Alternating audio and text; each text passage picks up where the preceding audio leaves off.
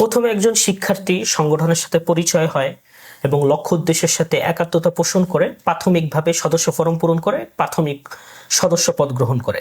এরপর আস্তে আস্তে প্রশিক্ষণ ও নিয়মতান্ত্রিক কাজের মধ্য দিয়ে পরবর্তীতে কর্মী, সহযোগী সংগঠক ইত্যাদিতে রূপান্তরিত হয়। আমাদের সংগঠনে জনশক্তিদেরকে আমরা 4টি স্তরে বিভক্ত করেছি: সদস্য, কর্মী, সহযোগী সংগঠক।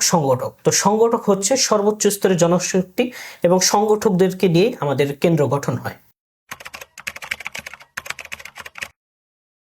ছাত্র মজলিস কোয়ান্টিটির থেকে কোয়ালিটিকে খুব বেশি গুরুত্ব দেয়, আর কোয়ালিটিফুল কোনো কাজ করতে গেলে অবশ্যই সেটি ধীরস্থির গতিতেই হবে, এটাই স্বাভাবিক। তবে প্রশিক্ষণ সহ সংগঠনের সকল কার্যক্রমের মান অক্ষুণ্ণ রেখে কিভাবে গতি সঞ্চার করা যায়, কিভাবে কাজটাকে আরো বেশি বেগবান করা যায়, সেটা নিয়ে আমরা চেষ্টা চালিয়ে যাচ্ছি।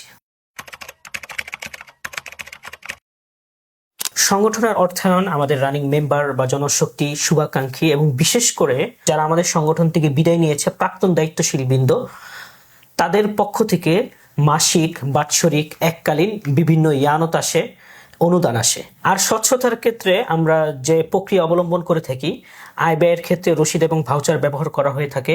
প্রতি বছর এবং প্রতিটি প্রোগ্রাম শেষে আয় ব্যয়ের হিসাব অডিট করা হয়। বাংলাদেশ খেলাফত ছাত্র মজলিস একটি স্বতন্ত্র ছাত্র সংগঠন। এই সংগঠন কারো লেজুর ভিত্তি করে না। মাওলানা মামুনুল হক হাফিজাহুল্লাহ তিনি এই সংগঠনের মুরব্বী। আমাদের কাজ ও চিন্তা একক কোনো ব্যক্তিকেন্দ্রিক নয়, তবে ব্যক্তিকেন্দ্রিকতা থেকে বের হতে গিয়ে আমরা একেবারে সীমালঙ্ঘনও করি না, কারণ ইসলামে রিজালের গুরুত্ব অবশ্যই রয়েছে। সে লক্ষ্যে আমরা ব্যক্তিকেও মূল্যায়ন করি, পাশাপাশি যাতে যোগ্য আরো কিছু রিজাল গড়ে তুলতে পারি সেই লক্ষ্যে আমরা মেহনত করে যাচ্ছি।